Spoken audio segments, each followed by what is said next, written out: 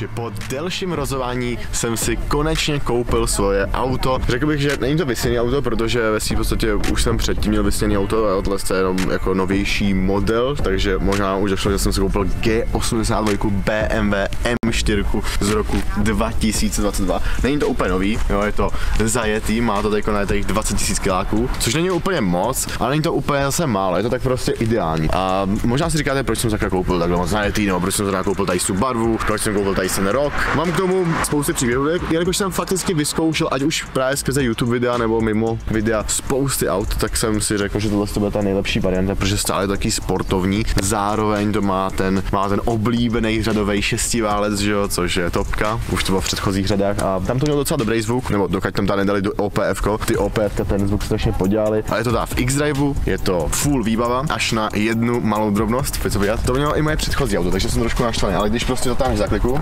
tak ono to neotevře dveře. Prostě tam je doslova úplně všechno. Máš tam kámo automatické parkování, 360 kamery, adaptivní tempomat, máš tam Harman Kardony, máš tam head-upy, máš tam možná i nějaký příplatkový kola, já nevím, jestli jsou příplatkový, to je upřímně, nebo jestli kupují zvlášť, ale jsou tam tady ty M-Performance kola, který zase tolik lidí nemá. Většinou má všichni mají ty stock kola, tady jsou příplatkový nějaký. A mně se to upřímně až tak nelíbí, no, a hlavně jako když se pojáte, pojďte za mnou možná. Dostanu se potom ke všem detailům, protože ono tady to auto fakt jakoby, musím říct, že má krásnou výbavu, jakože fakt jako původně jsem chtěl spojený displeje, bílej interiér, chtěl jsem ty komfortní séčky, ale nakonec jsem se rozhodl proto, že koupím si tady ten krásný modrolimetkový interiér, který lidi tady jsou barvou, což je fakt krásný. Jako musím říct, že ten interiér je fakt nádherný, jakože sorry, když jsem to viděl poprvé, tak říkám, tak to musím mít, jakože já jsem se dlouhou dobu rozhodoval, jestli koupit ty klasické séčky nebo ty bucket seat, ale říkám si, hele, ještě furt mám takový ideální věk na to koupit sportovní auto, to ne. No, chtěl jsem jenom říct, že jsem měl radost, dokud mi tady nezaparkovala nějaká jistá firma. Co to je? Zpátky tomu interiéru, jo. Zvolil jsem fakt jako taky tady ty bucket seaty, protože jsem si říkal, mám ideální věk ještě na to fakt jako tak experimentovat, koupit si trošku sportovnější auto a zároveň tady ty sedačky k tomu fakt dodávají ten pocit z jízdy. Fakt je to úplně něco jiného, než když sedíte v těch normálních sedačkách. Já jsem si obě ty sedačky zkoušel. Jak říkám, ačkoliv jsem původně fakticky tady ty bucket seaty nechtěl, tak jsem nakonec změnil názor, jo. Zároveň jsem chtěl i ty spojený displeje, tak je nemám, ale jako nevadí mi to. Protože tady se auto nabízí zase úplně jiný, jako zajímavý koutky, jo. Například tady jsem škrábal za těch kolech, to je prostě. No, tady už jsem koupil, to už tam bylo. Jo, abys někdo nemyslel. Tohle už tam bylo. Já jsem doslova za poslední třeba 2 roky neškrábnul kola. Fakt přísahám, že jsem neškrábnul kola, protože se na to dám extrémní pozor. Moje předchozí auto mělo 360 kamery, které jsou tady.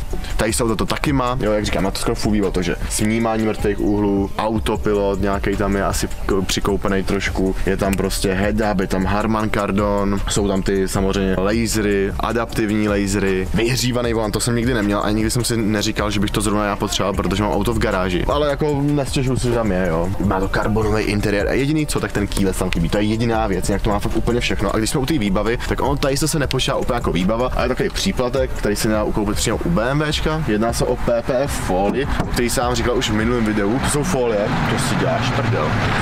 Co je? Stavba, ne? No, stavba. Já už jsem to dával na minulý auto a tady to bylo už z výroby, nebo ne z výroby, prostě od 0 km, prostě hned jak tady se auto bylo koupený, tak tam bylo daný PPF, což je velká výhoda, protože potom všechny ty nedostatky jsou jenom na té folii, takže se začísnu na folii a pod tím ten lak je úplně jako novej, což já jsem prostě chtěl dělat na autě, takže tady mi to krásně ušetřilo peníze. Další věc, na který jsem ušetřil, jsou například vapepuky, protože ono tady si auta prostě nemají dobrý zvuk. Ty stock auta fakt mají nudný zvuk kvůli OPF, kvůli všem těm blbostem, co tam dělají. Tady už máme Akrapoviče, jo, což já jsem tady nikdy nedělal výfuky, takže jako jenom vím, že Akrapovič jsou dobrý, potom máte ještě Zajačcovič, má tam nějaký Remusy, ale Akrapovič podle mě jsou jakoby nejkvalitnější a mají nejlepší zvuk. Takže úplně super. A nejsou to jenom koncovky, no můžeme možná, no to si můžeme ukázat, co tam vlastně všechno bylo z toho Akrapoviče dělaný. A navzdory tomu, že ta úprava stála asi 220-230 tisíc, tak je to stále strašně tichý. Já bych řekl osobně, že dokonce moje původní auto bylo hlasitější, to možná můžeš ty potvrdit, protože ty si za tady s tím užijel, ještě si na vevnitř, ale nemá to prostě takový agresivní zvuk, je to prostě, je slyšet, že to je hrozně tlumený. Ohledně těch wavefuků byl tam dělaný slip online, což stálo 115 tisíc, to byl asi nějaký midpipe, předpokládám. Jo, potom máte ty koncovky, že jo, tak ty stály papíře 41 tisíc za koncovky. Za těch 41 tisíc se dá určitě podle mě vymyslet daleko lepší zvuk, než když tam dáte koncovky. Jo, potom tam nějaký výfuk Soundkit, nevím, co to je, no a to je ve svým podstatě všechno. Na faktuře, jak říkám, to vychází 216 tisíc skoro rovnej, takže nádhera. Mimochodem, možná se dále, kolik tohle auto stálo, stálo mě 2 miliony 100 000, jo. Nicméně já jsem to tak cashnul a potom jsem se to zpětně vzal na leasing, na doporučení kamarádů, protože to je prej lepší, takže jo, tohle auto oficiálně není moje. Nevím, jsem provozovatel, tak to je prostě, nejsem majitel, bohužel. Já myslím, že bychom si možná mohli poslechnout zvuk toho auta konečně, protože už tady docela breptám dlouho a ještě jsme zase v tom neprojeli, takže jako takhle, ty cold starty jsou dost tichý, ale turování to taky přijde, jak říkám, hele, podle mě to je těžší než moje staré auto. Jako jak říkám, podle mě to je těžší než to minulý auto a mám takový, pardon, osobně ošklivější projev. Podle mě to moje předchozí auto mělo duši, tohle se takový prostě dělaný pro debily, což je ideální pro mě, protože se v tom aspoň nezabiju, ale jako jak říkám, ten zvuk je takový. Jako udělal bych tomu downpipe, ale tam je vlastně, to jsem ještě neříkal. Ty pičem, to vystupování z těch sedaček, to je fakt, já si fakt asi koupím na to nějaký, nevím, třeba pocidáky prostě nebo něco. Takhle, ty wavefooky jsou homologovaný, což kdo by nevěděl, co znamená, tak jsou prostě nějakým způsobem ještě. Dopraj svojmu oblečeniu nový začiatok na Vinted. Tvoj kúsok z druhej ruky môže niekomu pomôcť k prvému pořádku a neskazí vám to záruku, protože tohle auto mimo to, že má teda plnou téměř výbavu až na keyless, tak ještě má záruku asi na 2 roky, a to včetně servisu, takže úplně super. Jak říkám, tohle je poprvé, co ten servis je inkluziv. Minule, když jsem měl tu záruku u svého auta, tak jo, samozřejmě byla tam, ale když jsem třeba chtěl něco vyměnit na to, že už to podle mě má svůj věk a už je to opotřebený, tak mi řekli, no a my bychom se teďko možná mohli jít projet. Jo, tak.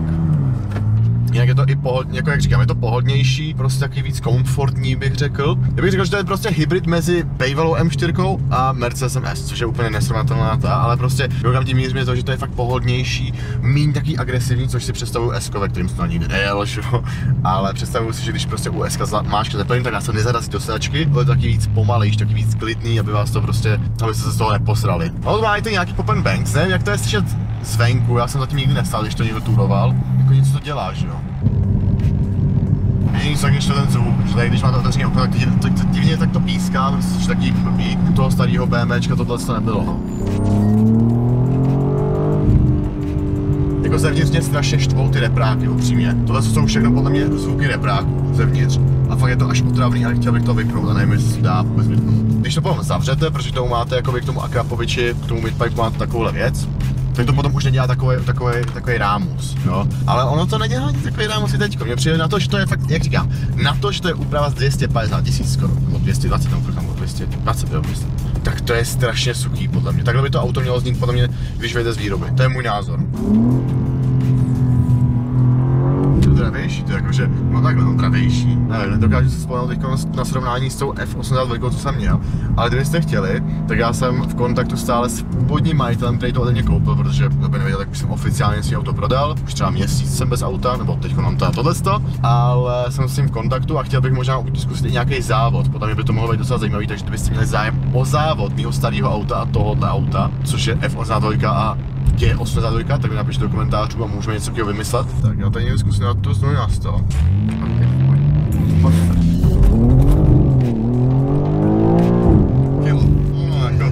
Brutálně to jako hrabalo.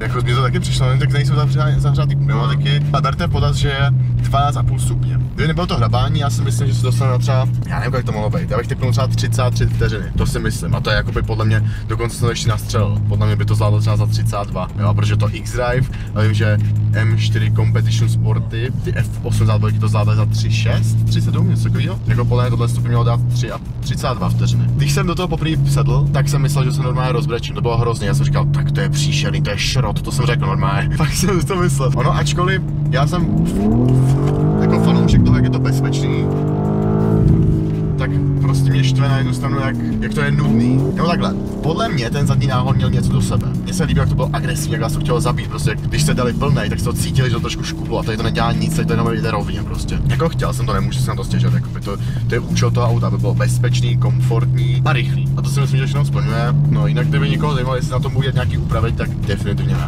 Jakože já do toho auta nechci dát žádný peníze. Kdybych nějakým způsobem způsobem zázračným dokázal udělat to, že bych si mohl dát homologovaný downpipe, tak to bych udělal, ale jinak asi nic. Jinak to je super, tady, když se takhle podíváte, tak tady máte úžasné ty kamerky, že tohle se mi strašně líbí. Jo, tady máte 360 kamerky, plus dokonce tady takhle můžete nastavovat ty kamerky různě takhle, což taky super, jako za mě to hodí prostě vzadu, můžete i dokonce přední kamerku, já teď nevím, jak si dělat přesně přední, ale takhle, jakože to je fakt dobrý. Dokonce to má ten auto brake guard, že vám to zabrzdí, když prostě před vámi něco je, což je taky super, jako jak říkáme. Ale já si s tím autem nemůžu ani stěžovat, dokonce, když chcete, tak si můžete zapnout takhle hudbu. Počkejte.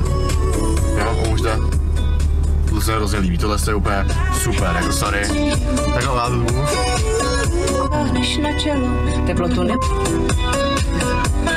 Dobrá písnička to nahrála, no. Jako, jak říkám, mi se to líbí, ještě plus tady samozřejmě na volantu. Když si chci dát vyhřívaný volant, když si chci dát adaptivní tempomat a všechny ty blbosti. No, tady máte samozřejmě elektriku, sačky. Posvícení je taky zajímavý, je tady toho posvícení daleko víc než kdy jindy. Jo, a tady si můžete vybrat z pár barev. Těch barev tam není až tak moc, jak jsem čekal asi, ale tak dá se. Přemýšlím, jestli je ještě něco zajímavého. Tady si můžete zapnout výfuky. To bychom ještě možná mohli ukázat, jak to zní bez těch klapek, jak to zní stok, jo. Takže abyste věděli, jak vyzní G82, protože na mě na to, že to má tolik peněz ve výfuku, tak to zní fakt špatně. Takže takhle to zní z auta.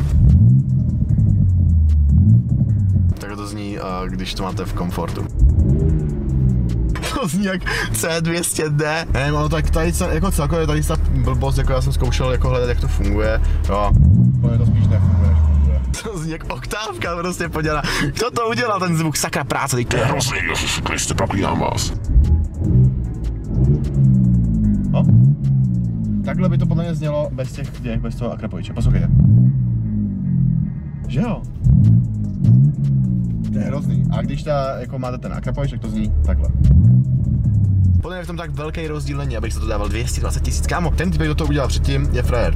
Díky moc, ale já bych to nedal. Jako takhle, nejsem z toho zklamaný, ale že bych byl nadšený, to se taky říct dá, že jo. Je to v pohodě asi, jako můžete se ještě přepnout na ten M-mod, že jo, což udělá to, že tady máte ty sportovní budíky. Ten head-up display je velký jako prase, podívejte se, jak je velký, ono se to nezdá, jo, ono to je, vypadá to malé, ale představte si, že prostě na to koukáte v noci. Ale to takhle, počkejte, když se přepnu zpátky, tak koukejte, jak byl malý tady ten. Chápete, takhle malinký a tam ten je takhle obří, což podle mě je taky velký mínus. V noci to podle mě není úplně příjemný. Auto není špatný, takhle. Je lepší než 2-litrový Mercedes-Benz C63, že jo? A nebo než jisté 4 kroužky.